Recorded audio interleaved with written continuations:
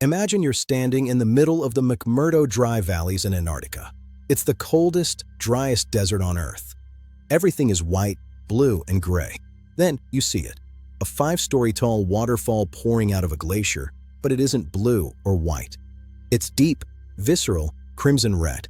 It looks like the glacier is literally bleeding. Welcome to Blood Falls. For over a century, this site terrified and baffled explorers. Was it red algae? Was it a cursed ritual site? Or is it something even weirder? Today, we're cracking open a 1.5-million-year-old cold case, literally. Behind every moment lies a scientific wonder.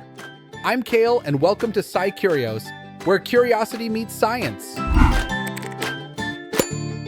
Blood Falls was first discovered in 1911 by Australian geologist Griffith Taylor.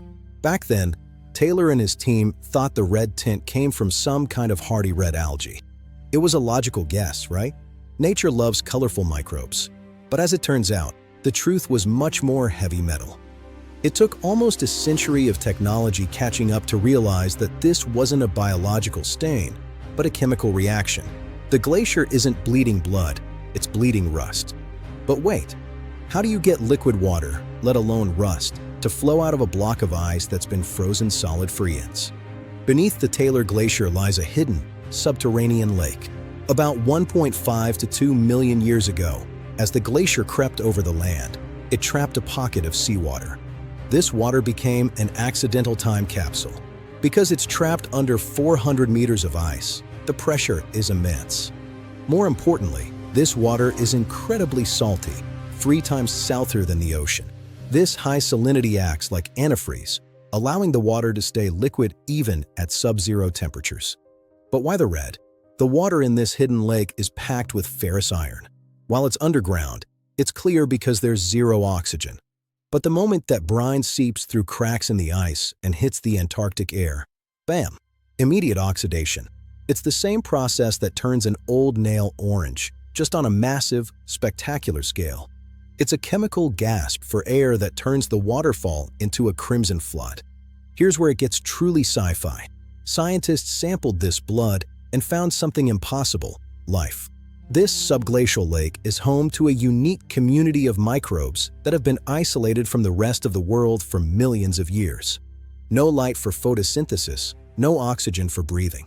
Instead, these tiny survivors have figured out how to live by breathing sulfates and eating the iron in the water. This makes Blood Falls one of the most important places on Earth for NASA. Why? Because if life can thrive in a dark, salty, oxygen-free blood lake under a glacier in Antarctica, it might be doing the exact same thing in the subsurface oceans of Jupiter's moon, Europa, or under the polar ice caps of Mars. Blood Falls isn't just a geological oddity, it's a blueprint for finding aliens. So, the next time you see a photo of this bleeding glacier, remember you aren't looking at a horror movie set. You're looking at a 2-million-year-old chemical reaction and a thriving alien ecosystem that refuses to die. Nature doesn't just find a way, it finds the most dramatic way possible. From a mistaken discovery in 1911 to a key for space exploration today, Blood Falls proves that even the coldest places on Earth are full of fire, chemically speaking. But it makes you wonder, if we found this under the ice in Antarctica, what else is hiding in the dark corners of our own planet that we haven't tripped over yet? If you were an astronaut, would you be more excited or terrified to find a Blood Falls on another planet? Let me know in the comments. Science is everywhere if you just know where to look.